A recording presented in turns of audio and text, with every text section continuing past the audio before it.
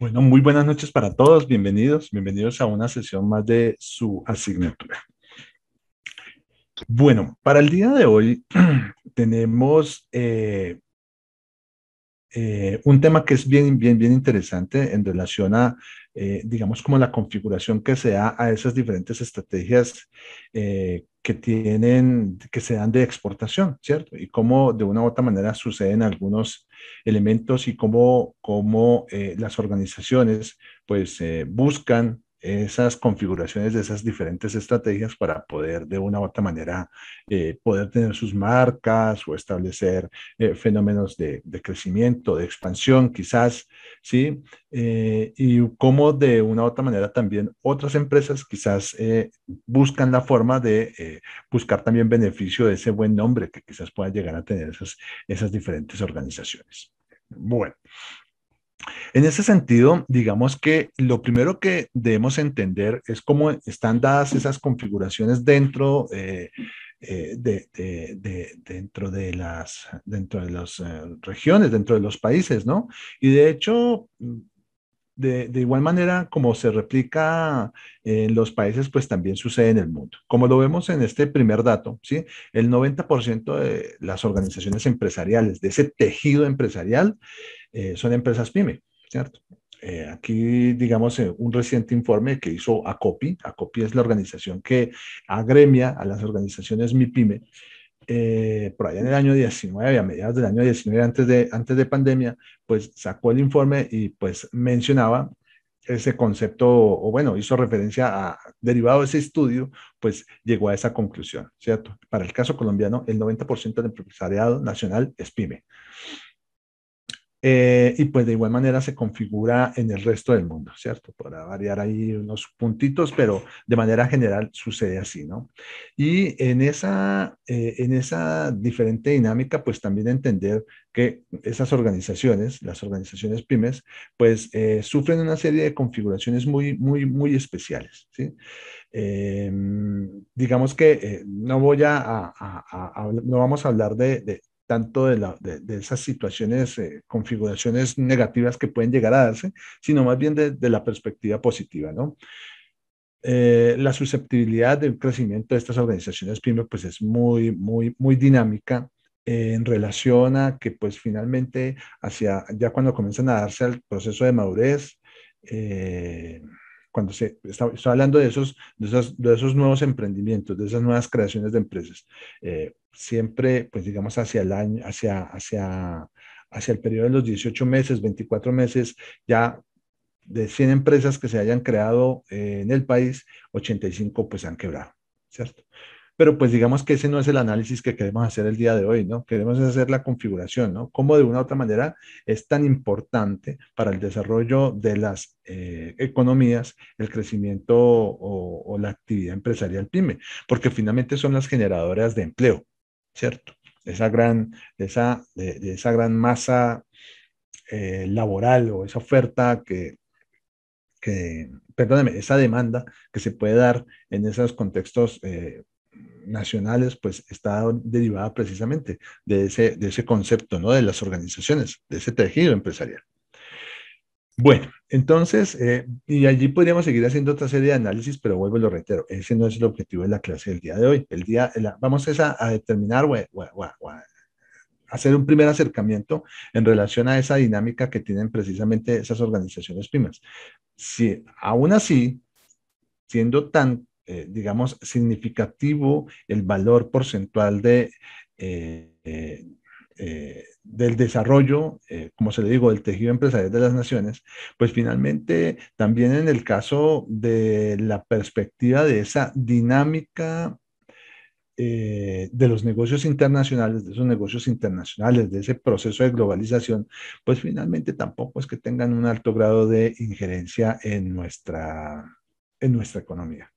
Sí, y de ahí, pues, de ahí, digamos, comienzan a surgir una serie de inconvenientes y de, digamos, aspectos que son relevantes e importantes atacar o fortalecer en el sentido de que, pues, finalmente necesitamos, digamos, las políticas económicas que establecen los diferentes gobiernos de turno, pues siempre están orientados hacia el fortalecimiento de esa materia exportadora, pero finalmente no tiene un alto grado de impacto, como lo podemos ver en nuestra gráfica del lado izquierdo. En los datos que tenemos allí, esta información es derivada de la DIAN y nos hace, digamos, como un resumen del año 2007 al 2011, ¿sí? No tenemos un dato más reciente, lamentablemente traté de buscarlo, pero no lo pude encontrar que me detallara estos diferentes aspectos como los quiero mostrar. Si ustedes se fijan en las barras, el color gris, el más oscuro, el gris más oscuro, el que está en la parte superior, corresponde a la dinámica de exportaciones que generan las empresas pymes en ese periodo de tiempo, entre el 2007 y el 2011. Y las barras más, digamos, menos gris, ¿sí? Corresponde a la dinámica de las grandes empresas exportadoras en esa dinámica de exportación para el mismo periodo de tiempo. ¿Eso qué implica? Pues si ustedes se fijan, pues realmente el grado de relación que tiene el desarrollo de la actividad exportadora por parte de esas empresas pyme con relación a esas empresas, a esas grandes empresas, pues hombre, es fatal, ¿no? O sea, nada que hacer. Supremamente, digamos, ¿cómo lo podemos denominar? Ineficientes en ese sentido, ¿sí? No tienen, digamos, un alto grado de acercamiento, ¿cierto? Y ese porcentaje, pues realmente no genera mayor impacto. Ahora, vamos a decir las cosas como son, honestamente, desde esta perspectiva. Aquí hablan grandes empresas y las grandes empresas son Ecopetrol, ¿cierto? O sea que realmente nuestra actividad exportadora, ¿sí? Si la miramos desde una configuración, dada en ese contexto de realidad, obedece a esos yacimientos de petróleo y esa actividad exportadora de petróleo. ¿Cierto? No es nada más. Cuando hablamos, digamos, que café, que banano, pues está incluido dentro de estos pequeños ítems de empresas pymes. ¿Mm? Entonces, allí, digamos, hay un inmenso trabajo por hacer, por desarrollar, por fortalecer en ese sentido, ¿no? De que las organizaciones pymes, pues de una u otra manera participen más activamente en esa capacidad exportadora. ¿M?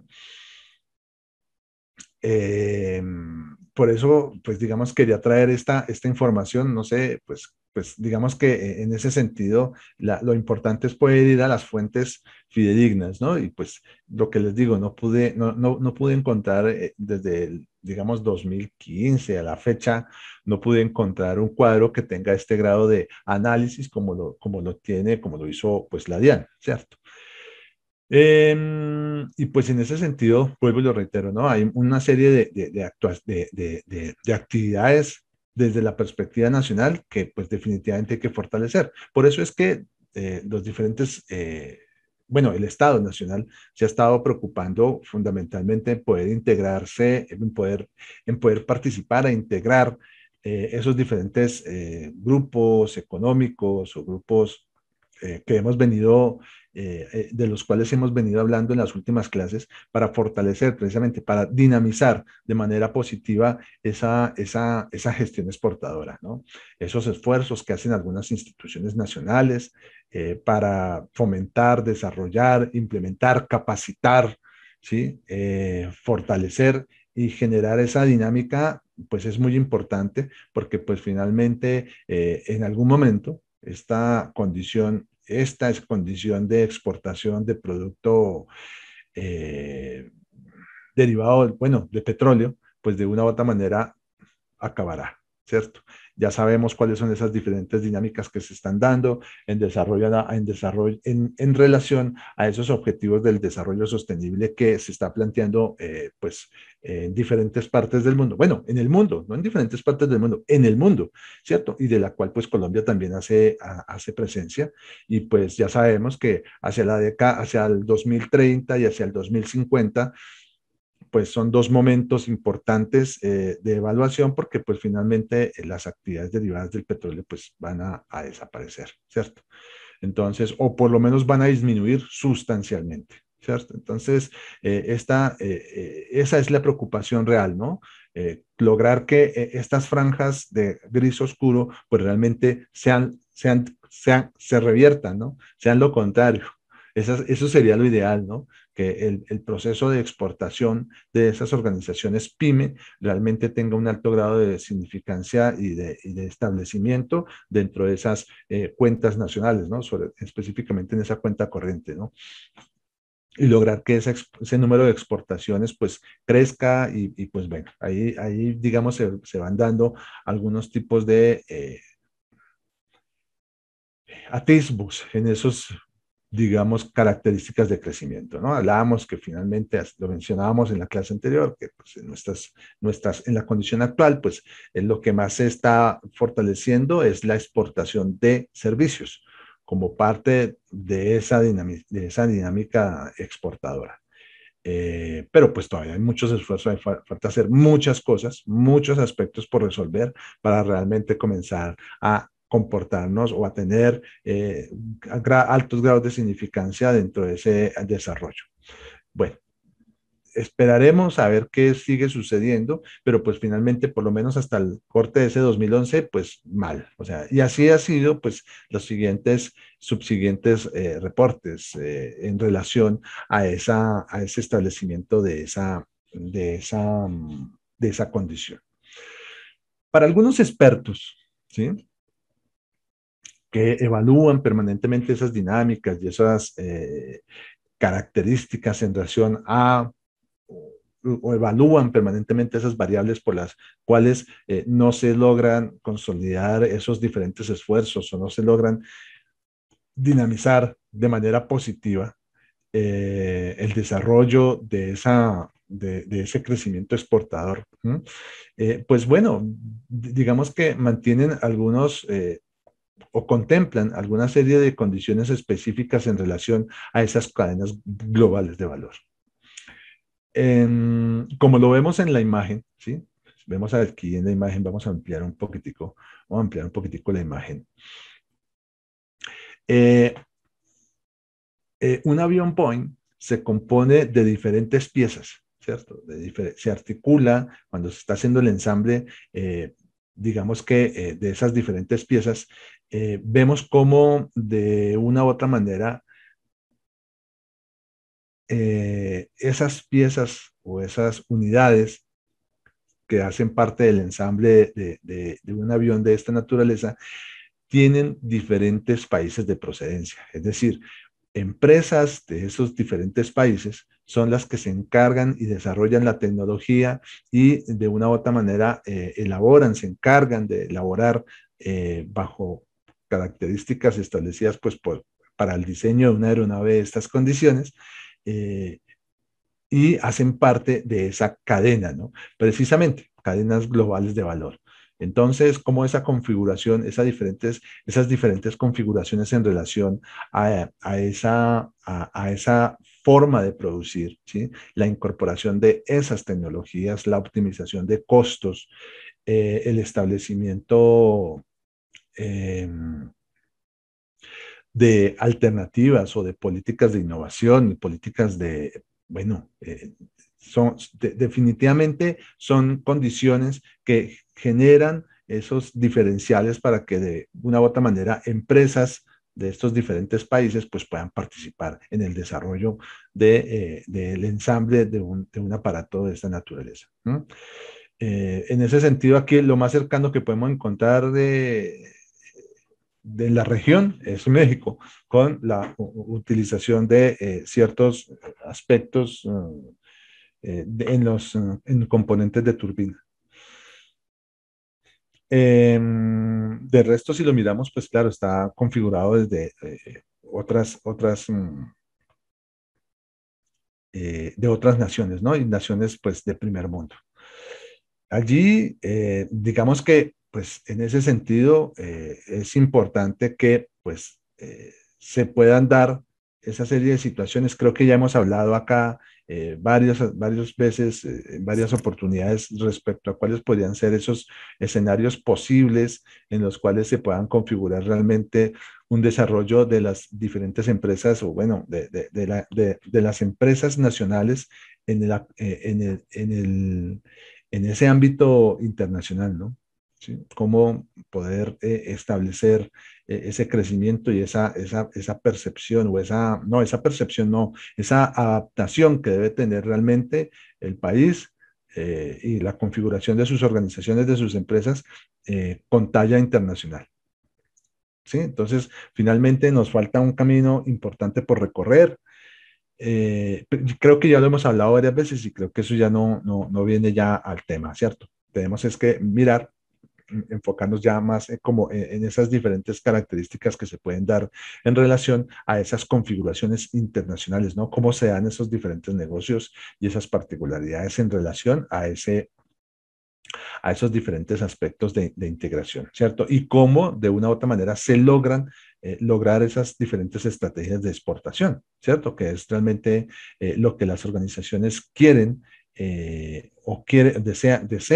desean lograr y es la aspiración también de los diferentes gobiernos, ¿no? Que sus industrias, sus empresas nacionales, pues puedan realmente participar activamente en el desarrollo de esos negocios internacionales, ¿cierto? Y como parte de esas diferentes estrategias, ¿sí? Entonces, algunos expertos hacen referencia a cómo de una u otra manera tenemos que romper esos diferentes paradigmas con los cuales de una u otra manera se ha desarrollado la industria nacional, ¿no? Eh, hemos hablado de esa conceptualización, de ese proteccionismo al cual de una u otra manera estuvo pues acostumbrado durante las décadas de los 70s, 80s y pues vino la década de los 90 y bueno, comenzó a darse una nueva configuración porque pues se dio un proceso de apertura y pues de una u otra manera aún seguimos llorando a borbollones en relación a ese proceso de apertura, ¿no?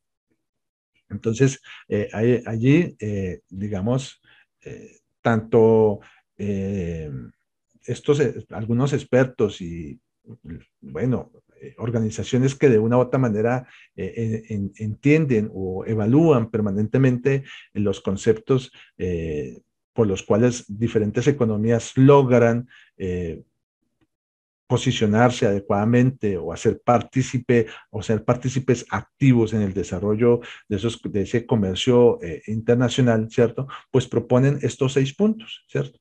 En ese sentido. Entonces, lo vemos y si hacemos un resumen así muy sencillo, es poder lograr como ese, primero, entender esas dinámicas y adaptarnos realmente a esos aspectos de necesidades que se dan en esos mercados internacionales, ¿cierto?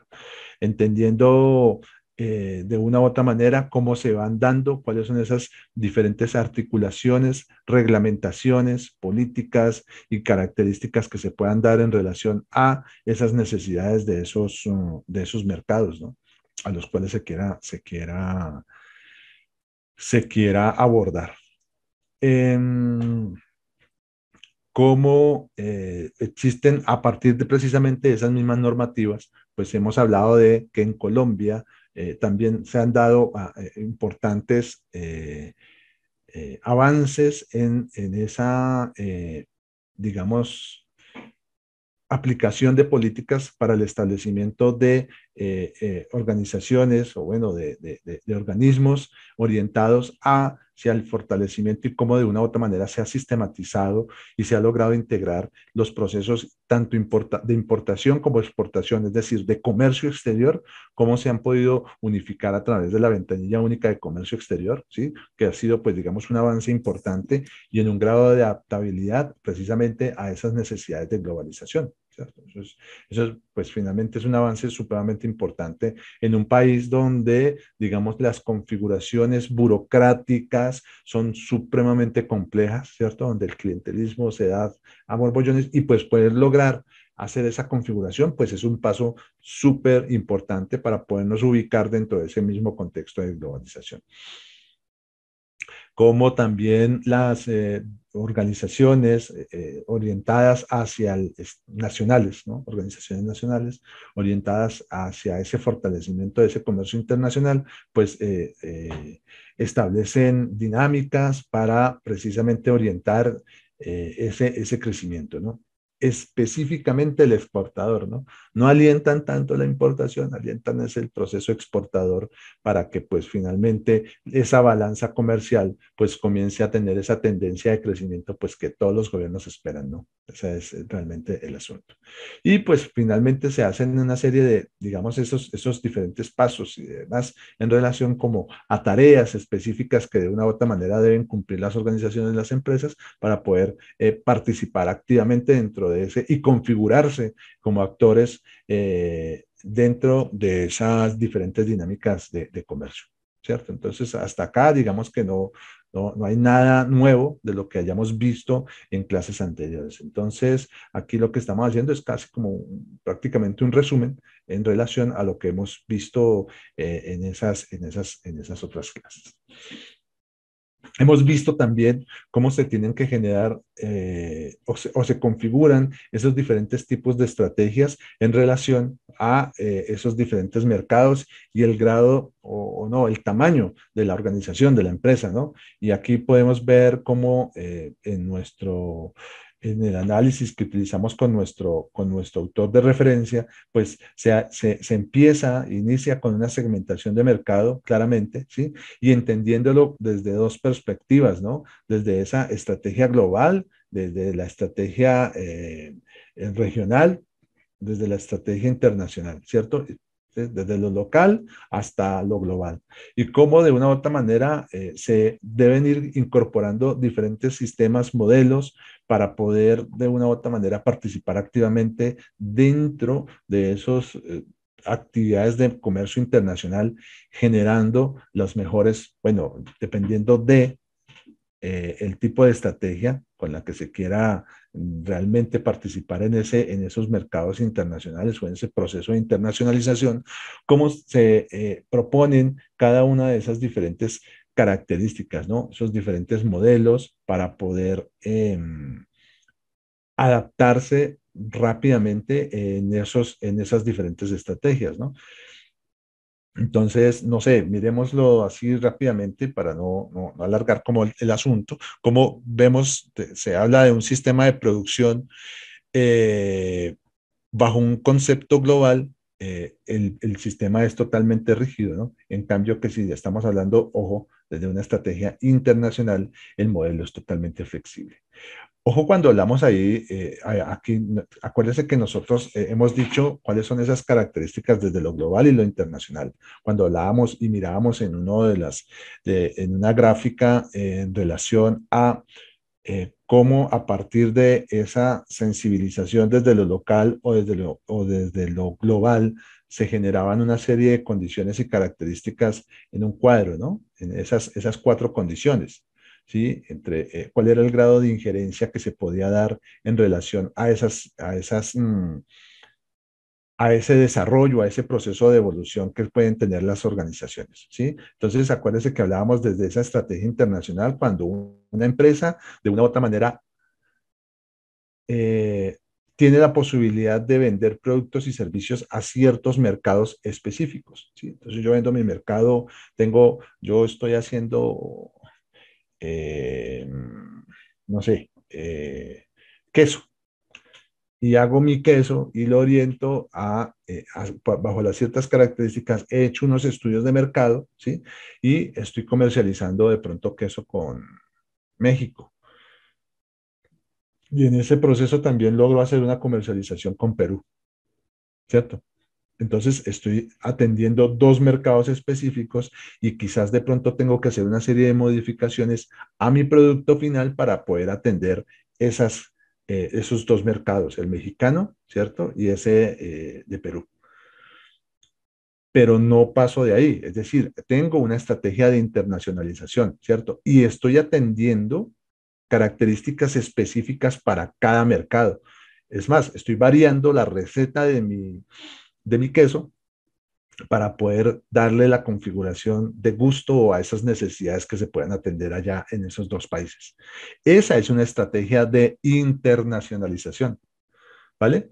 Por lo tanto, tengo que ser flexible porque son, a ver, son culturas totalmente diferentes que quizás de pronto alguna probará o degustará o sentirá que es de mejor sabor un queso más salado, ¿cierto? O otra quizás de pronto pensará que el queso tiene que ser más cremoso. Y por lo tanto tengo que adaptarme en ese sistema de producción para poder orientar y exportar esos productos bajo esas características diferentes. Es más, atendiendo también en mi mercado local, también tendré que hacer otra serie de configuraciones y adaptar mi sistema de producción, mejorar o variar la fórmula de mi producto para poderlo vender en el mercado local. ¿Sí? Allí, entonces, estoy atendiendo una estrategia local y una estrategia internacional. Por eso es que es flexible, ¿sí? Cuando hablamos de los sistemas de producción. Cuando hablamos desde la estrategia global, en ese sentido, pues no hay necesidad de tener esas condiciones. A partir de pronto de una estandarización de elaboración de un producto con ciertas características muy particulares, no sé, de sabor, de presentación, ¿cierto? Eh, lo puedo lanzar y pues en cada región, de una u otra manera, se dará la percepción de recibirlo de manera positiva o no. ¿Mm? Porque pues finalmente pues va para muchas partes, para muchos países, ¿sí? Para muchas ciudades. Por lo tanto, no debo preocuparme precisamente en tratar de atender como esos características o gustos específicos, sino se va para allá y se generará su propio mercado en relación a esa misma dinámica, ¿no? Y ese propio mercado local de cada ciudad, de cada país, pues generará una serie de configuraciones y allí es donde estará pues la concepción de mi modelo de negocio bajo esa estrategia global, ¿sí? Entonces, lo vemos, por ejemplo, vemos cómo lo hace China, ¿sí? Que son expertos en ese tema de esas empresas chinas, cómo de una u otra manera logran esa configuración desde esa perspectiva global, ¿no? Entonces, hacen, no sé, 50 millones de pantalones al mismo corte, al mismo modelo. Es más, hasta podrán tener malas costuras quizás, ¿cierto? Y aún así sale, ¿cierto? Y va para el mercado mundial y se vende. ¿Mm? Ya los mercados locales de una u otra manera comenzarán a hacer como la configuración y establecerán en qué manera aceptarán o rechazarán ese tipo de producto, ¿sí? Y quizás de pronto hasta se podrá participar en diferentes categorizaciones de mercado, ¿no? Entonces, de primera calidad, de segunda o de tercera, ¿sí? Y muy probablemente todos se podrán vender, ¿cierto? O sea, esos 50 millones de pantalones se vendieron de una u otra manera, configurados desde una estrategia global, ¿vale? Y pues obviamente, así como se da esa serie de configuraciones y aspectos bajo el ítem del sistema de producción, ¿sí? Pues también están los otros tipos de características, ¿cierto? Como todo debidamente como, digamos, como que se estandariza, ¿no? De una u otra manera en razón al tipo de estrategia que se quiera configurar y a las características de cada uno de los elementos de cada producto que estemos, digamos, colocando dentro de esos diferentes mercados. ¿Mm? Entonces era esa como la aclaración de la manera en que nuestro autor, Botero, para este caso, hace esa configuración de esas características y de esos diferentes elementos relacionados con la utilización o el establecimiento de esas diferentes estrategias. ¿Mm? Otro aspecto que también es importante tener claro, ¿sí? Y eso surge en relación a ese concepto de globalización, ¿sí? Y es cuando las empresas de una u otra manera o bueno, las personas encargadas de tomar decisiones dentro de las organizaciones comienzan a hacer cuestionamientos. Bueno, yo estoy abasteciendo mi mercado local, ¿sí? Se me están generando algunos tipos de excedentes de inventario o bueno, eh, ¿en qué momento sería justo para poderme internacionalizar, ¿no? Hay diferentes teorías que, digamos, pueden sustentar o justificar claramente cuál es el mejor momento en una organización para llevar a cabo un proceso de exportación, ¿sí? Hay algunos que hacen referencia a que, pues, finalmente, a partir de un cierto grado de madurez que tenga la empresa, al entender ciertas dinámicas que se dan dentro de su mercado local, le van dando herramientas, cimientos, experiencias, conocimientos para irse enfrentando a mercados externos. Otras teorías modernas, ¿sí? Más recientes, específicamente derivadas de la teoría del emprendimiento, de las teorías de emprendimiento, hacen referencia a que pues finalmente hoy en día las empresas tienen que estar destinadas, o sea, de una vez dentro del establecimiento de su estrategia, independientemente del grado de madurez, comenzando, ya tienen que estar orientándose hacia ese mercado global, ¿no? Para atender esas necesidades y esos requerimientos. O sea que por lo tanto, no necesitamos mayor grado de, digamos que sobre el camino, sobre la experiencia, sobre el desarrollo de la actividad, iremos adquiriendo esas diferentes experiencias para ir haciendo el proceso de exportación. Pero si hoy sale mi empresa, hoy se lanza y se da la posibilidad de hacer exportación, hijo, hágalo, ¿cierto? Busque los recursos, busque las diferentes alianzas estratégicas a que haya lugar, si es que las tiene que hacer, o bueno, busque las alternativas para que esos ejercicios se puedan dar, ¿cierto? Porque pues digamos que se hace referencia a conceptos de oportunidad. Sin embargo, por allá, en los años 90, a mediados de los 90, el señor Solberg estableció, desarrolló esta pequeña tabla como base orientadora para el desarrollo de los procesos de internacionalización y, digamos, estableció bueno, realmente 6 aspectos desde diferentes perspectivas. Unos en razón al estado de madurez de la empresa, ¿cierto?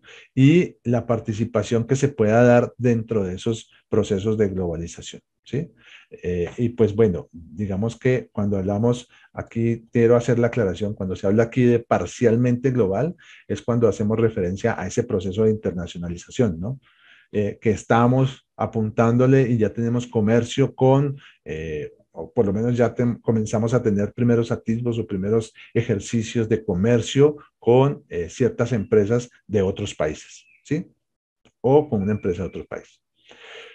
Y en la medida en que ese grado de madurez se va dando dentro de la organización y se establecen esas aplicaciones o ese establecimiento de estrategias, ¿sí? Pues se van dando, o el señor Solberg ofrece una serie de alternativas o respuestas a esta pregunta, ¿no? Entonces, si yo estoy en un estado, si yo estoy, digamos, a partir de ese concepto, de esas teorías modernas recientes, bajo el contexto de las teorías del emprendimiento, y yo decido decir, no, pues yo lo que quiero, yo no voy a crear productos para vendernos en el mercado local porque, digamos, acá las camisetas que yo estoy elaborando no son no están orientadas para el gusto local. Yo quiero que sean de talla internacional y las voy a vender, las voy a comenzar a vender ¿sí? Entonces, aquí el señor Solver, a partir de esta tabla, pues comienza a dar una serie de respuestas para que los gerentes o los responsables de la toma de esas decisiones, pues realmente establezcan y dediquen o determinen qué es lo que tienen que hacer en relación a ese aspecto, ¿no? Entonces, obviamente todo esto, vuelvo y lo reitero, desde la perspectiva de la investigación de mercados, ¿sí? Los análisis de viabilidad y todos esos elementos que son importantes para poder entender o poder clarificar si mi producto puede ser recibido adecuadamente en en esos países, ¿no? O en esas regiones, obviamente, ¿no? En ese sentido, ¿no? Entonces, mira aquí las diferentes posibilidades. Entonces, si definitivamente en mi empresa no estoy pensando en atender mercados internacionales, sino solamente dedicarme a mi mercado local, pues entonces, dependiendo de ese grado de madurez que tenga la empresa, pues entonces comenzará a establecer o a hacer una serie de recomendaciones, ¿sí? Entonces, pues creo que es fácil de entender la tabla, ¿cierto? Y pues vuelvo y lo reitero, pues esto surge para la década de los 90. eh, Muchas, digamos, muchos teóricos aún lo siguen utilizando como parte del elemento, como parte de justificación y de teoría para poder recomendar esos, precisamente esos conceptos de exportación de las organizaciones. Eh, Obviamente también hay detractores, hay escuelas de pensamiento eh, que hacen referencia o que explican que claramente cada organización, cada empresa identificará el momento oportuno para poder hacer un proceso de exportación, ¿cierto? Entendiendo, sabiendo también que existen tantas y variadas y facilidades para poder llevar a cabo también un proceso de exportación. Vuelvo y lo reitero, siempre y cuando se hagan los respectivos análisis de mercado y se evalúen claramente las viabilidades, ¿no? Entonces, vuelvo y hay muchas empresas que hoy nacen es para eso, de una vez ir exportando sus productos y servicios o sus servicios, sobre todo esas empresas de desarrollo, startups, de desarrollo tecnológico, que de una u otra manera ofrecen una serie de alternativas que una vez están pensando es en este contexto, ¿no? En la globalización. ¿Mm? Habrán otras empresas que, bueno, obviamente, no sé, dependiendo del tamaño, del capital, de la configuración, de las características que tenga su emprendimiento, pues solamente estará pensando en desarrollar estrategias orientadas al crecimiento local. ¿Mm? Y empresas grandes de muchos años que llevan en el país, que realmente están bajo ese contexto de madurez, pues realmente solamente estarán pensando en generar nuevos negocios, nuevas alternativas y quizás no está pensando en participar dentro de ese mercado internacional o global. ¿Mm? Vuelvo y lo reitero, eso depende de la de la prospectiva que tenga el gerente, el responsable, características con las cuales están desarrollando o orientando sus estrategias. ¿Sí? Eso será simplemente y llanamente a partir de esa estrategia. Por lo tanto, para todas las empresas, pues va a ser diferente, van a ser diferentes configuraciones y bueno, grados de relación, ¿no? Hoy en día los negocios también se mueven en relación a esas interacciones entre la dinámica que tenga de las relaciones, ¿no? ¿Sí? Entonces, en ese sentido, pues ya dependerá más como de esa capacidad de relacionarse, de la capacidad de que la organización pueda hacer alianzas estratégicas y bueno, y el deseo de querer aventurarse a un ejercicio de esta condición, ¿no? Porque pues finalmente también exportar, eso implica, pues creo que ya hemos visto, bueno, no ha sido en esta clase, pero bueno, hemos visto, digamos, los diferentes procesos que se deben llevar a cabo y cómo de una u otra manera, pues implica también pues generar ciertos grados de experiencia en el desarrollo de esa actividad, ¿no?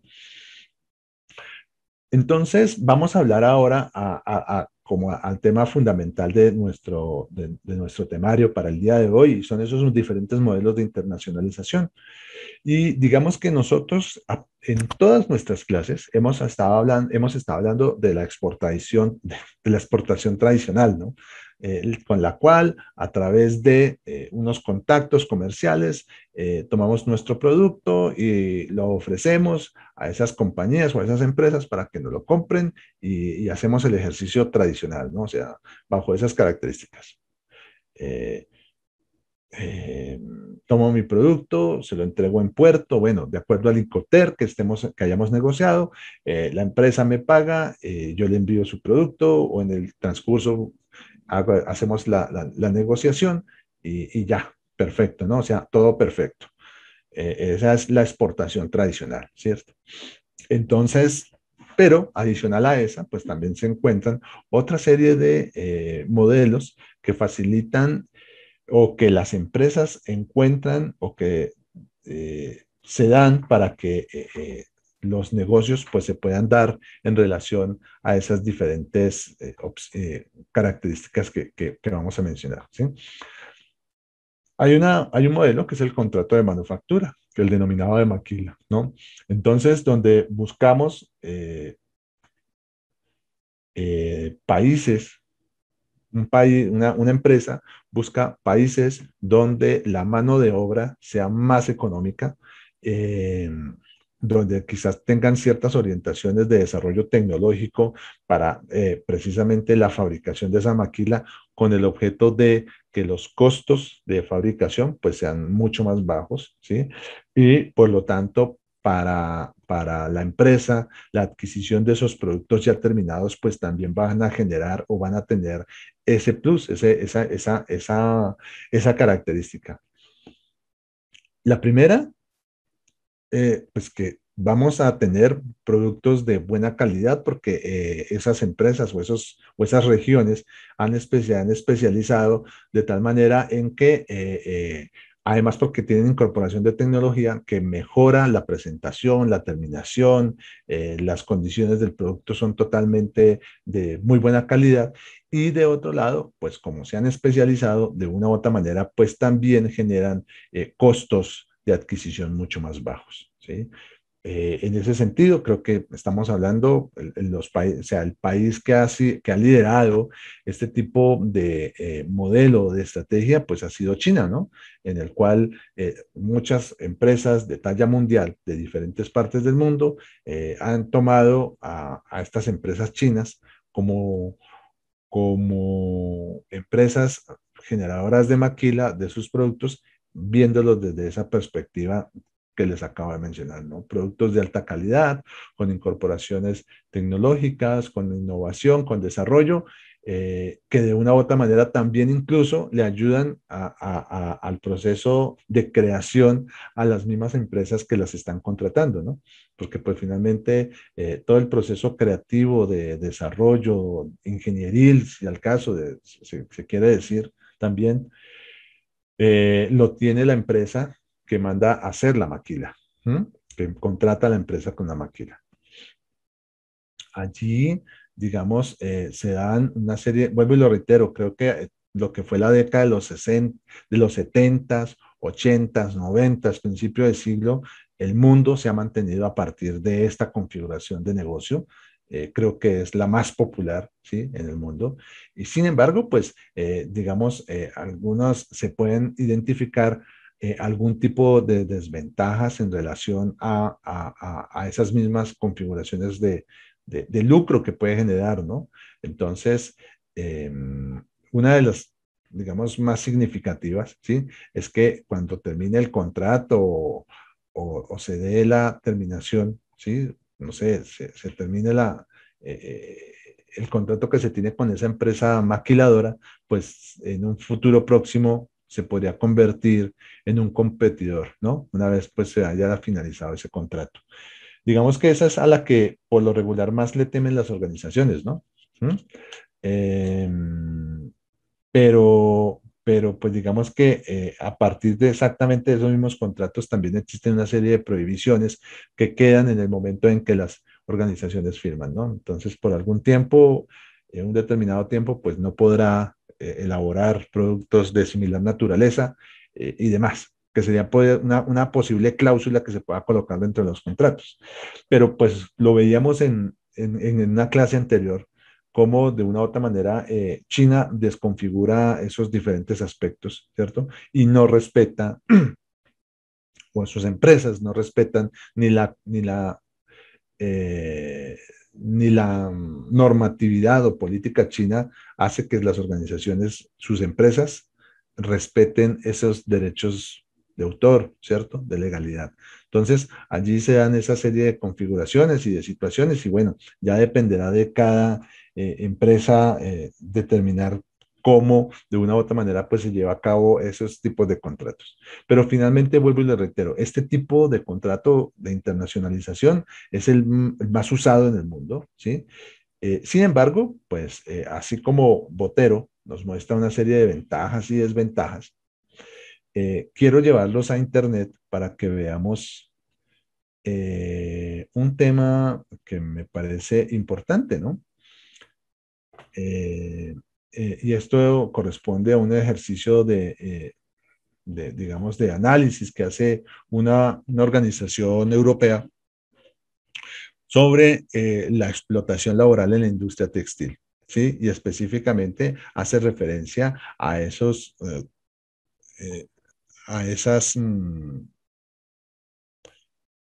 configuraciones derivadas de este tipo de contrato, ¿cierto?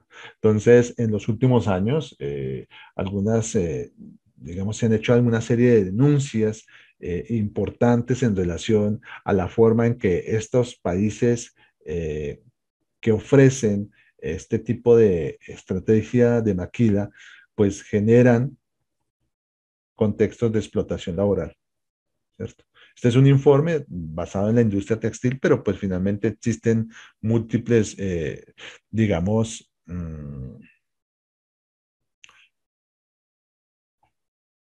diferentes tipos de industrias que de una u otra manera también aplican, desde la más sencilla que es esta, la textil, hasta también la electrónica y demás, ¿no?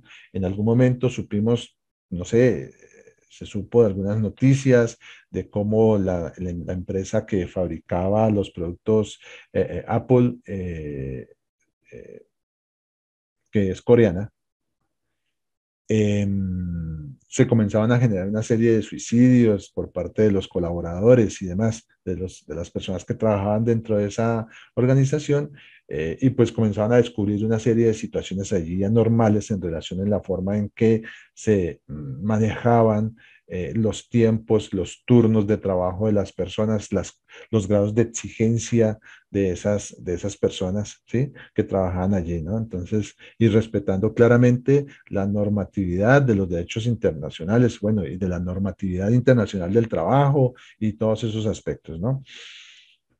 Vemos también aquí en este informe cómo, pues lo que tengo subrayado, cómo de una u otra manera muchos países se han configurado en, digamos, mm, importantes generadores de este tipo de estrategia de maquila, y pues bueno, que de una u otra manera, pues tampoco es que les esté generando un impacto significativo, ¿cierto? Y el desarrollo de actividades similares de maquila en zonas francas en todos estos países que se encuentran, pues que tengo también resaltados, ¿cierto? Entonces, vemos como casi prácticamente Latinoamérica, bueno, todos los países están en vía de desarrollo, ¿no? Todos los países que de una u otra manera ofrecen este tipo de características y condiciones, pues están dados o hacen parte de esas regiones que ofrecen ese tipo de alternativa. ¿No? Entonces, pues ahí, pues para que ustedes también hagan sus propios análisis en relación a los aspectos que quizás no están contemplados dentro de esas desventajas, ¿sí? Pero que de una u otra manera generan un impacto también negativo a ciertos sectores de los que participan en esa cadena de producción. ¿Mm? Bueno, volvamos entonces a nuestras diapositivas. Bueno, otro modelo es el licenciamiento, ¿sí? Y es que resulta que una empresa que tiene una marca o un producto ya reconocido, genera la posibilidad de que otras organizaciones hagan uso de esa marca o de esa, o de ese producto, ¿sí? De esa marca, básicamente. Y pues de una u otra manera, mm, lo que se logra es que eh, se generan unas regalías por parte de la empresa que hace uso de esa marca, ¿sí? Allí, digamos que se da la posibilidad de que puedan mantener el establecimiento de mercados, es decir, quien toma el licenciamiento tiene la facultad de manejar los mercados, establecer esas diferentes dinámicas, obviamente bajo una reglamentación y bajo una estricta vigilancia por parte de la empresa que le está permitiendo hacer uso de su marca, ¿cierto? Entonces, en ese sentido, pues digamos que también es usada permanentemente, lo vemos que lo vemos en con diferentes productos, ¿no? Que están, no sé, la marca Marvel y un cuaderno coloca la carátula de uno de sus personajes. Entonces, a partir de ese concepto, de esa venta, pues le venderá o establecerá unos conceptos de regalías en relación a la comercialización de esos diferentes productos, ¿sí? Lo mismo, Botero nos muestra una serie de ventajas y desventajas. Una de esas es que, pues, de una u otra manera, lo que vuelve y se repite también, una que es muy similar a la anterior, ¿no? El licenciado se puede convertir en un competidor una vez que termina el contrato, ¿no?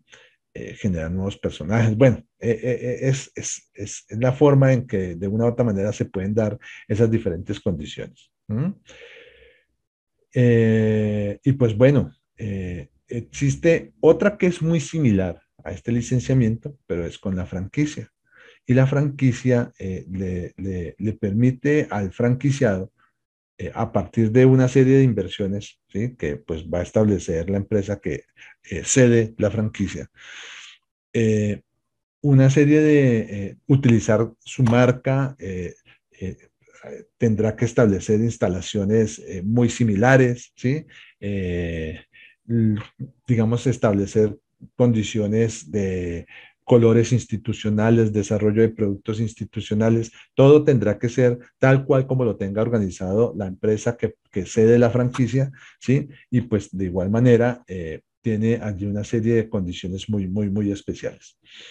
En ese sentido, pues vamos a mirar acá en Internet el modelo de franquicia que maneja McDonald's, ¿cierto?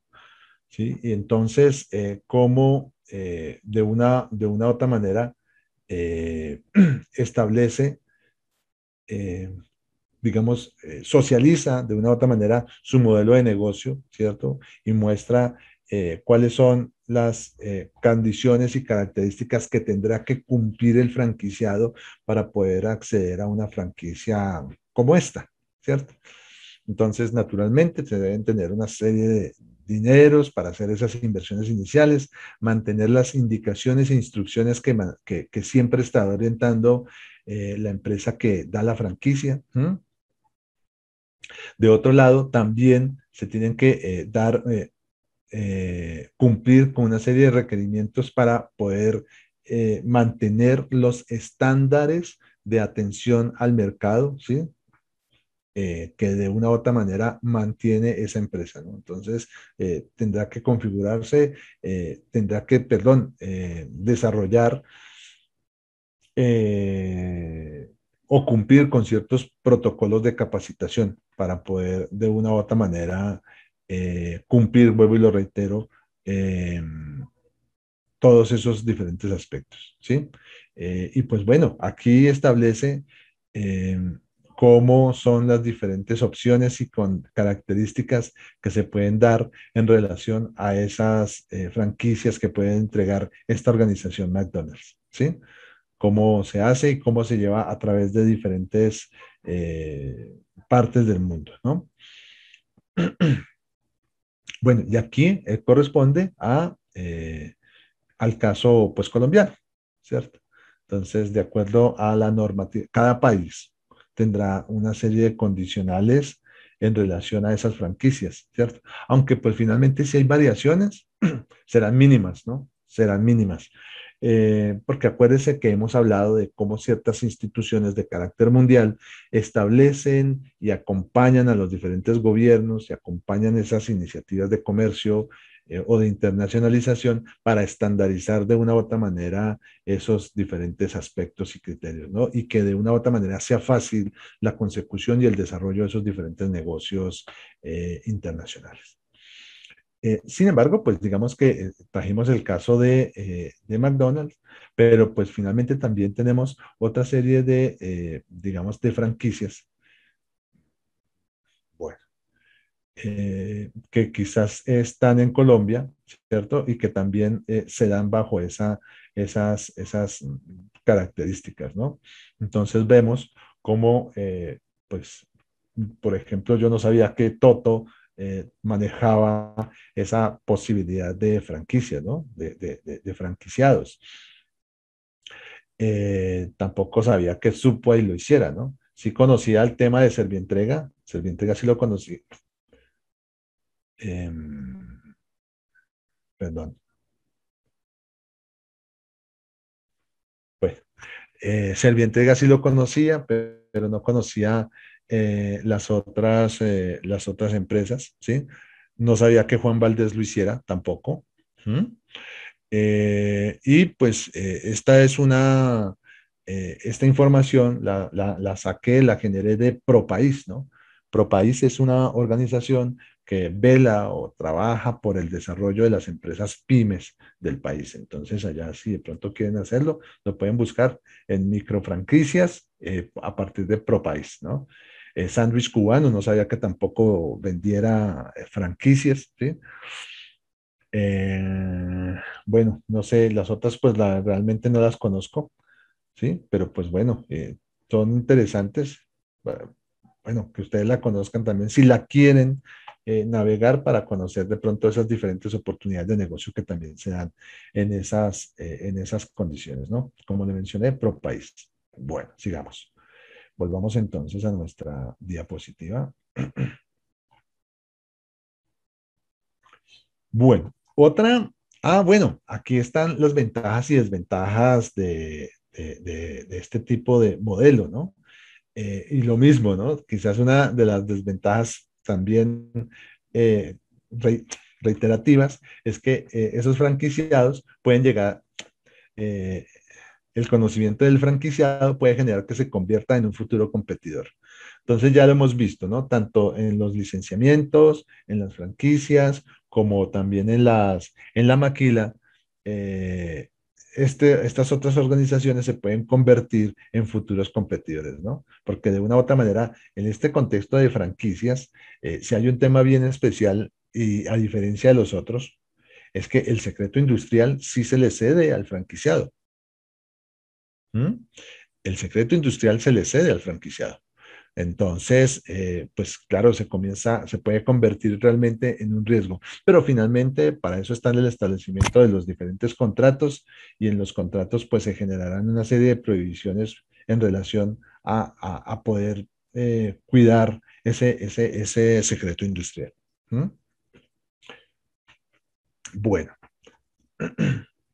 existen otros que son los contratos de gerencia y es donde una organización de una u otra manera establece o vende como esos eh, servicios profesionales, ¿no? Entonces, a partir de la experiencia que pueda llegar a tener una empresa, ¿sí? Internacional, pues le puede generar o establecer un modelo que le pueda garantizar a una organización ese crecimiento, obviamente sostenido con el tiempo en relación a ciertas características y demás, y ese contrato de gerencia pues abarcará todos los diferentes elementos que de una u otra manera tengan vínculo o relación con ese desarrollo de ese proyecto, ¿sí? Aquí, digamos, en el ejemplo que tenemos acá, hay algo bien curioso que ocurrió cuando se dio en ese Expo Pyme, ¿no? Cuando se trajeron a una serie de personas especialistas al país para que ayudaran a fortalecer y generar estrategias de crecimiento exportadora a esas empresas que participaban en el programa, ¿cierto? Y hubo una situación bien especial porque además de que le cobraban al gobierno o a la organización que establecía esta estrategia de Expo Pyme, pues también resultaron llevándose un capital importante, o bueno, participando dentro del crecimiento de esas mismas organizaciones, ¿no? Esa es la razón de ser de ese contrato de gerencia, ¿no? Que cuando se firma el contrato, eh, estas empresas especializadas de administración eh, se llevarán parte de del porcentaje de ingresos que pueda generar o de utilidades que pueda generar una empresa, ¿cierto? Eh, en este programa sucedió eso, pero con la característica de que la organización, la empresa o la institución gubernamental que estaba acompañando o que contrató a estos especialistas, pues les estaba pagando por esos honorarios, ¿no? Entonces, no fue tan positivo la experiencia que ocurrió cuando se dio este Expo Pyme. Bueno, bueno, las desventajas, pues digamos que creo que las acabé de mencionar, ¿no? El hecho de que se pierde total autonomía en en el desarrollo y y en en la que, en la forma en que se lleva el poder dentro de la empresa, ¿no? Se pierde el poder porque pues de una u otra manera esta nueva organización, esta nueva empresa se encarga de todo el modelo administrativo, a menos que existan ciertos elementos que dentro del contrato los establezca pues de manera diferente, ¿no? Pero por lo regular siempre se da la condición de que el dueño de la empresa va a perder el poder porque le está cediendo el manejo administrativo a un tercero. Otra modalidad es el joint ventura, ¿cierto? Y consiste en que, pues, unas empresas extranjeras, ¿sí? Eh, Aportan, se unen y crean una tercera empresa en un territorio diferente del cual son originarios. Entonces, me explico. Una empresa de pronto norteamericana con una empresa panameña hacen una alianza, ¿cierto? Hacen una inversión y crean una empresa en territorio nacional. Y entonces, por lo tanto, de una u otra manera, esas dos empresas van a ser propietarias de esa empresa en territorio colombiano, ¿sí? También es una modalidad muy usual, muy usada, ya que de una u otra manera, pues permite o facilita, digamos que las políticas que tenemos, que tiene el país, están dispuestas para que empresas internacionales hagan este tipo de inversiones en el territorio nacional, ¿cierto? Allí, digamos, vamos a ver aquí, vamos a ir un momentico a Internet. ¿M? Y tenemos algunos ejemplos, digamos, empresas de carácter mundial que han hecho digamos, ese ejercicio del joint venture, ¿sí? Entonces, Nokia y Siemens, Sony y Ericsson, ¿sí? Como de una u otra manera también hicieron ese ejercicio. Volkswagen con SEAT, Haisu con Pfizer, McDonald's y Coca-Cola, ¿sí? Bosch y Finish, ¿m? Y Starbucks. Entonces, digamos que cada uno ha tenido, digamos que estas empresas hicieron sus respectivos acuerdos y respectivos ajustes y crearon, ¿sí? Una nueva organización, ¿cierto? Una nueva empresa para, bueno, con el fin de optimizar, de aunar esfuerzos, gestión de conocimiento, ¿cierto? Y establecerse pues como empresas fuertes dentro de los diferentes segmentos que cada uno de ellos pues iba manejando, ¿no? Además porque pues finalmente los mercados han, digamos, de una u otra manera varían, ¿no? Y se vuelven un poco más competitivos. En la medida en que se pueden dar ejercicios de esta naturaleza, joint venture, también pueden existir empresas que absorben otras y se vuelven mucho más grandes, mucho más fuertes, ¿no? Lo hemos visto con diferentes casos, ¿no? Por ejemplo, hemos visto Facebook lo ha hecho, ¿no? Eh, este señor, dueño de Facebook, ha cogido un sinnúmero de empresas de desarrollo en base tecnológica y las ha venido comprando, lo mismo con Google. Han venido comprando diferentes y por eso se vuelven tan poderosos en esos diferentes segmentos, ¿no? De tecnología. Y pues aquellas empresas que participan o que tienen o la posibilidad de hacer un contrapeso, ¿cierto? Pues harán exactamente el mismo desarrollo, ¿no? Si no es que absorben o compran empresas, ¿cierto? Entonces hacen el desarrollo de esta estrategia de joint venture para poder hacer ese contrapeso. ¿No? Em, volvamos otra vez a nuestra presentación. ¿No? Obviamente tiene como las otras estrategias, pues el autor muestra una serie de ventajas y desventajas, ¿sí? Eh, digamos que en ese sentido, pues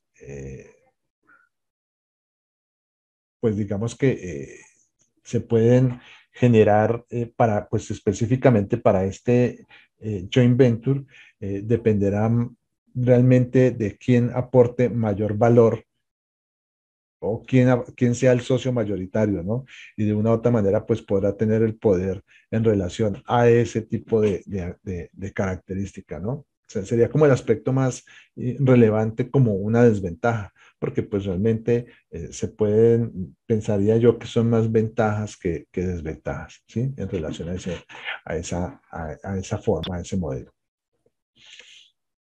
El otro modelo es la inversión extranjera directa, es decir, que sin necesidad, acuérdense que en el joint decíamos que eran dos empresas que se unían dos empresas extranjeras que se unían para hacer inversión directa, para conformar una tercera empresa y que se configurara en un territorio diferente de donde son concebidas las otras dos empresas. El otro modelo es inversión extranjera directa, es decir, que yo, no sé, una persona o una organización de Panamá decide hacer inversión directa y crear su empresa directamente acá sin ningún tipo de restricción o característica como vimos con el anterior ejemplo, ¿no? Pero digamos que la inversión extranjera directa en esta podemos encontrar dos características importantes, ¿no? Una que es la Greenfield y las otras que son las fusiones y adquisiciones. Creo que ya el tema de las fusiones y de las adquisiciones es fácil de entender porque, pues digamos, también hemos visto cómo de una u otra manera se han dado esa serie de estrategias o de ejercicios tanto en el sector público como en el sector privado nacional, ¿no? Pues hemos visto o hemos escuchado en noticias cómo han sido pues esas diferentes fusiones o esas adquisiciones. Aquí, en este sentido, la Greenfield, ¿sí? Eh, permite que la Greenfield permite que las personas o las organizaciones que están generando esa inversión, ¿sí? Pues generen una serie de establecimientos dentro de esa actividad que se está dando en el país donde se está dando esa inversión, ¿sí? Entonces, vamos a ver aquí en Internet.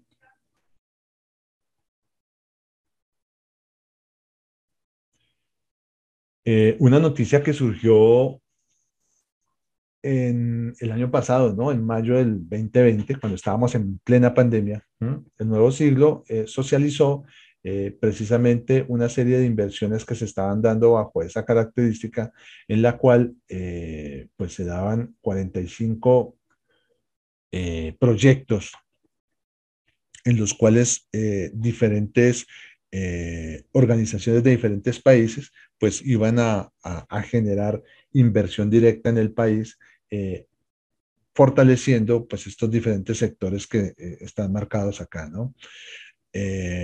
Vuelvo y se lo reitero, eso ocurre en el 2020, algo que pues finalmente pues estableció una ayuda importante para el desarrollo pues en un momento de pandemia, ¿cierto?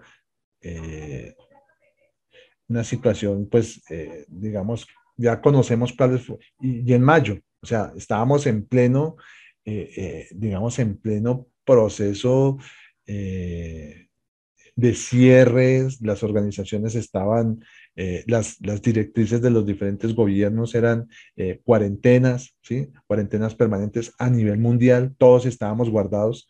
Entonces, pues eso generó una serie de, digamos que, de situaciones bien, bien importantes, bien interesantes, pues sobre todo para el país, ¿no? Porque pues finalmente, pues ya sabemos cómo hemos quedado después de agobiados financieramente, después de este tema tan complejo y pues aún todavía, ¿no? Aún todavía estamos como en ese proceso de sostenibilidad, ¿no? Entonces, aquí hay un tema que es bien importante entenderlo, ¿sí? Eh, ¿Cómo ha sido la configuración de esos abastecimientos, de ese establecimiento, de esas inversiones? ¿Mm? Y cómo se han dado en relación a esa iniciativa que se dio en relación en plena pandemia, ¿no? Entonces, pues bueno, importante, ¿no? Importante. Aquí, pues supuestamente es un esfuerzo que surge de ProColombia, que es una de las organizaciones de las cuales hemos hablado, hemos hecho mención, que es de aquellas organizaciones nacionales que propende y trabaja permanentemente por diseñar programas de establecimiento y de desarrollo de comercio internacional en el país. ¿Mm? Bueno, acá, venga, miramos, sigamos entonces con nuestras diapositivas y las fusiones y adquisiciones, ¿no? Que lo que les mencionaba, ¿no? Por otras empresas que de una u otra manera toman la posibilidad de comprar, ¿sí? O adquirir otras empresas o lo hacen procesos de fusión, pero la empresa más grande es la que absorbe a la empresa más pequeña. Por lo regular siempre está dado bajo situaciones o configuraciones financieras, ¿no? O cuando realmente las empresas que deciden eh, fusionarse, pues definitivamente ya no tienen márgenes de crecimiento, tienen procesos que definitivamente van en contravía del desarrollo de la misma empresa, tienen problemas sindicales quizás, ¿cierto? En el país aquí o sea, hay una configuración ahí muy particular también con ese aspecto, ¿no? Bueno, pero eso es otro asunto para tratar, ¿sí? Entonces, y cómo de una u otra manera se dan esa serie de configuraciones y de situaciones. Por lo regular, la empresa que se fusiona es la que tiene problemas, ¿no? Problemas de carácter financiero, problemas de competitividad, no hay crecimiento, altos grados de burocracia, quizás de pronto tiene altos grados de endeudamiento. ¿Mm? Eso es cuando son empresas, no, igual, cuando son, bien sea porque sean empresas privadas o empresas públicas, ¿no? Algunas veces cuando se hacen esas ventas o esas adquisiciones de esas empresas públicas es porque pues los gobiernos no tienen de dónde sacar más platica también y pues hacen la venta de esas empresas públicas, ¿no? Algunas bajo esas condiciones o características que les he mencionado, otras quizás no. ¿No? Bueno, entonces, digamos que para traer como a relación el tema de esas fusiones y adquisiciones, por allá el Diario de la República, en el año 19, pues mencionó que para aquella época, en esa noticia, mencionaba cómo se habían dado una serie de fusiones y adquisiciones de 55 empresas, ¿no? Y dentro de esas, pues estaba mencionando algunas operaciones bien interesantes que se dieron para aquella época, ¿no? Entonces, eh, aquí están las firmas las organizaciones que comenzaron a desarrollar eh, esas fusiones, ¿no? Entonces, por ejemplo, lo hicieron Grupo Nutresa y Alpina. Entonces hicieron un proceso para adquirir una organización llamada Atlantic Food Service. ¿Mm? Entonces, compraron también esas organizaciones. Digamos que fue como la negociación más importante de esa 55, ¿sí? Otras empresas también en el Tolima y demás. Bueno, pero el asunto es que quería traerles como la noticia y digamos que la configuración de ciertas, de este tipo de negociaciones se dieron estando en plena pandemia, ¿no? Porque mire, estamos en abril del 2019. ¿Sí? Entonces, todas esa serie de situaciones que se dieron también en relación, quizás derivados como problemas de la misma pandemia, ¿no? Alejandro, te escuchamos. Buenas noches, profesor. Una pregunta. ¿Por qué no se encuentran datos actualizados, digamos, hacia más o menos, estoy diciendo este año hasta mitad de año? Siempre se encuentran datos muy atrasados de años anteriores, 19, 18, y no datos del 2021. De pronto sí se pueden encontrar en la página de la superintendencia. En la superintendencia de sociedades.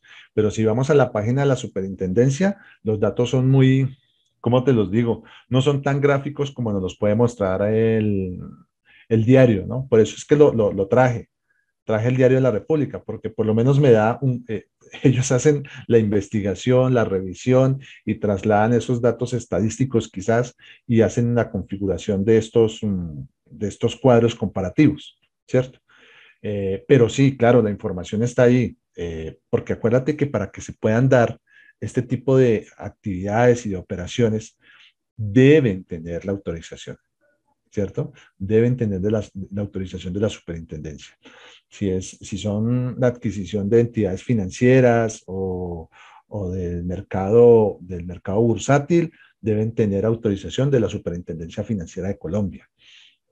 Si son empresas bajo estas características de servicios, pues deben tener la autorización de las super sociedades y así sucesivamente. Pero sí, esos datos se pueden encontrar. Pero lo que te digo, si vamos ahorita y revisamos, entramos a la página de la superintendencia, simplemente muestra ahí una información muy sencilla de la autorización que se dio, resolución número tal,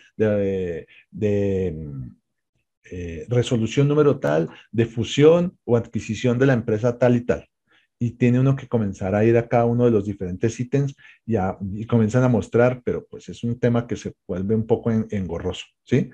Y traté de buscar lo más actualizado que tenía, que fue la del 2019, porque pues no han hecho otro informe, ¿no? No hay informes de esta naturaleza, ¿no? Aquí nos muestran cuáles fueron las empresas que participaron en ese desarrollo eh, de esas actividades o de esas estrategias de fusión, pero pues no hay un informe de 2020, o por lo menos no lo encontré, ¿cierto? Y la super no los hace. Socializa la información, la resolución de aprobación, bla, bla, pero no hace esos informes. Bueno, Es el profesor muy amable. no señor, gracias a ti. No, importante, es importante también hacer ese tipo de aclaraciones y me parece que es importante que ustedes también pues lo sepan. Bueno, en ese sentido, pues bueno, ya tenemos claro que las organizaciones pymes tienen un alto grado de injerencia en ese tejido empresarial del territorio y de las empresas en el mundo, realmente en el mundo. ¿Sí? Y pues de una u otra manera, las dinámicas en las que se movilizan esas características de esas empresas pymes, pues tienen alto grado de resultado en esa balanza comercial de los diferentes países. Allí es donde tenemos que empezar a reflexionar, ¿cierto? Y ese es como digamos, nuestro ejercicio como gerentes, como responsables de tomar decisiones, ¿sí? Y de entender esas diferentes dinámicas que tenemos que ir afrontando en nuestra sociedad, ¿cierto? Y en esa configuración de ese tejido empresarial nacional. Países que no son petroleros, ¿cierto? Países que no dependen de su capacidad exportadora de, de productos primarios, ¿sí? O de commodities, y aún así son, digamos, países que tienen un alto grado de capacidad exportadora, es decir, participan activamente en el desarrollo de esa actividad de comercio internacional. Y si hacemos el análisis, si el 90% de las empresas en el mundo son empresas pymes, eso significa que esas empresas pymes de esos países eh, tienen una serie de condiciones muy, muy especiales, ¿no? Son altamente competitivas, son altamente proactivas, ¿sí? Alta capacidad quizás de innovación. ¿Mm? Entonces, pienso que a partir de esos diferentes aspectos que hemos visto, pues también tenemos que ir pensando en esa capacidad, ¿no? Esa iniciativa y comenzar a pensar diferente, a pensar disruptivo para salir como de esas, digamos, de esa condición, porque pues finalmente, eh, si nosotros estamos en este momento dependiendo de la capacidad exportadora, la capacidad de exportación del producto del crudo, caramba, y si esa, ya sabemos que en un futuro próximo el consumo mundial va a disminuir, ¿qué vamos a hacer? ¿Cierto? ¿Cuál va a ser realmente esa estrategia para poder competir en ese mercado internacional? Entonces, es un tema que definitivamente tenemos que repensar, ¿cierto? Como futuros profesionales y entenderlo como, como parte, eh, también como parte de esa configuración eh, eh, social, cultural, para poder hacer lo que tenemos que hacer como sociedad para poder de una u otra manera evolucionar adecuadamente, ¿no? Entonces, entender estos aspectos y estas dinámicas, pues se convierte en un elemento fundamental para poder de una u otra manera establecer los caminos adecuados, ¿sí? El establecimiento de esos diferentes aspectos en los cuales las organizaciones ya del futuro inmediato, eh, tienen que de una u otra manera identificar claramente y, pues desarrollar, ¿cierto? Porque pues finalmente estamos sometidos, ya creo que hemos visto en otras clases cuáles son esas características y situaciones, grados de, bueno, quizás de pronto montos de deuda externa, quizás no los hemos analizado, pero sí están ahí. Sabemos que socialmente estamos endeudados con otros países, ¿cierto? Y tenemos una serie de condiciones y situaciones muy, muy, muy particulares. Entonces, es momento de ir como repensando e ir identificando cuál es como nuestro grado de responsabilidad como profesionales, claro está, ¿cierto? Y como ciudadanos. ¿No? Entonces, era básicamente, Alejandro. Profesor, ¿se puede decir que eso es el caso de lo que le está ocurriendo a Venezuela en este momento con lo del petróleo? Que no sé, tanto que tenían y ahora están en una crisis tan grande por confiarse que tenían tanto petróleo. Lo que pasa es que, Alejandro, Venezuela viene atravesando por una crisis social muy particular, ¿cierto? Y pues finalmente creo que ese fue el mal, el dolor de todos sus males, ¿no? Sí, la razón de todos sus males, perdón. Pues están en una condición allí supremamente compleja, se perdió el concepto de democracia, se están generando una serie de situaciones allí políticas muy, muy, muy especiales.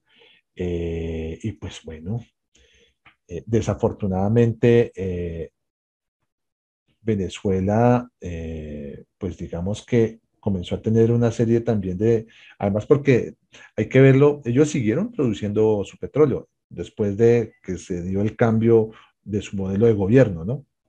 ¿Sí? De su modelo político. Ellos siguieron vendiendo y produciendo petróleo, pero, pero pues se comenzaron a dar una serie de situaciones en esos mercados internacionales, y eso generó que no hubiese dinero para poder generar la producción que siempre estaban haciendo. Hubo un momento en que regalaron el petróleo, ¿cierto? A sus países amigos, bueno, a sus gobiernos amigos, mejor. Y bueno, no sé, hubo una desconfiguración, es como cuando, no sé, cuando se da una fiesta, ¿no? La parranda estuvo muy buena y eso, echamos alcohol y licor y eso nos volvemos locos y eso pareciera que no fuéramos. Y al otro día cuando se acaba la fiesta, se nos acabó el licor, se nos acabó la plata, se acabó la fiesta y lo que tenemos es un guayabo terrible. Yo creo que eso fue lo que le pasó a Venezuela, ¿no? Entonces, ya no tiene fiesta, ya no tiene petróleo y está en un guayabo terrible y no tiene plata, ¿cierto? O sea, que está en la ruina total. Pues no sé, ahí digamos que existen una serie de configuraciones al respecto y existen varias posturas. Eh, entonces, pues allí el tema es bien complejo y quizás de pronto nos podríamos demorar, quizás de pronto una clase o hasta más, tratando de hacer un análisis de lo que le ha ocurrido a la fiesta de Venezuela. Bueno, en ese sentido, pues Gracias, eso sería. profesor. Creo que no te contesté nada para no comprometerme. No, pero más o menos uno tiene o sea, no, por el ladito nos dio a entender la situación que está ocurriendo. Sí, Y de claro, pronto obvio. nos puede suceder a nosotros confiándonos en solo que por el petróleo y no estamos abriendo otras puertas para no que nos vaya a suceder lo mismo. Claro, claro. Aquí tenemos un serio problema. No, digamos que hay como tres, cuatro problemas realmente. Por eso hablo de nuestra configuración como cultural, ¿no? Como sociedad.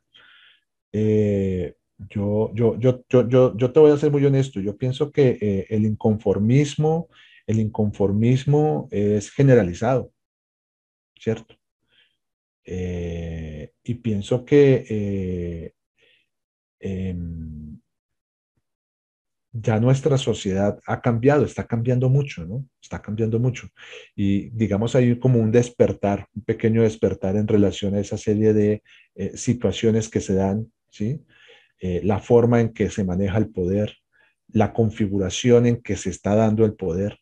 Entonces, pues creo que el tema está tomándose unos asuntos que son inaceptables. El asunto es que el único problema de lo que está sucediendo es que el pueblo está dividido, ¿cierto?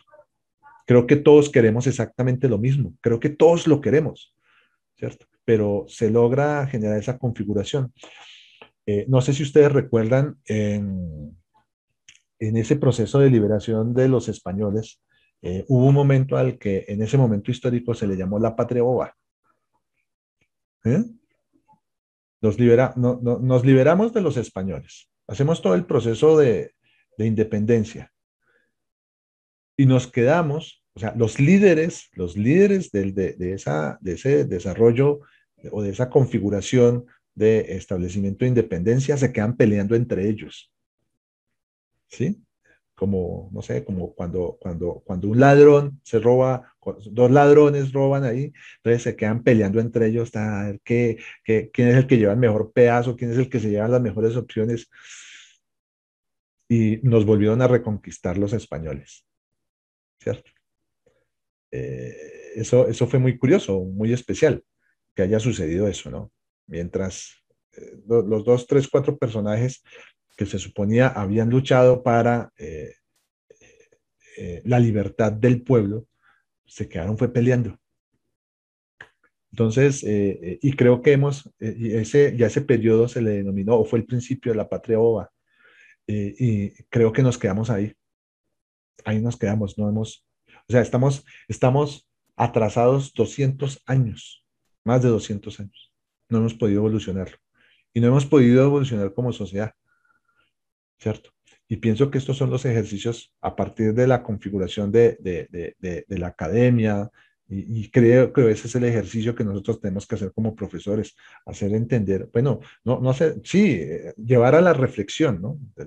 No decir qué es bueno ni qué es malo, porque pues finalmente creo que nosotros lo podemos deducir claramente. Nuestro buen juicio nos lo muestra claramente, ¿cierto? No hay necesidad de hacer estudios profundos y determinar qué es bueno y qué es malo, pero sí tenemos que hacer serios arraigos como sociedad, ¿cierto? Saber que finalmente a esta hora, a esta hora todos somos colombianos, hermano, ¿no?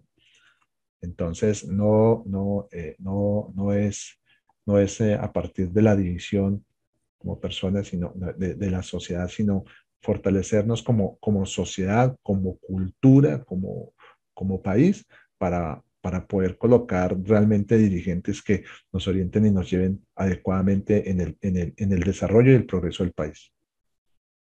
No es nada más, ¿cierto? Pero eso nos corresponde a nosotros como sociedad. Muchachos, ha sido un gusto para mí haber compartido con ustedes. Nos vemos entonces dentro de 8 días. Y bueno, y agradecer a todos los que participaron. Hasta pronto. Muchas gracias.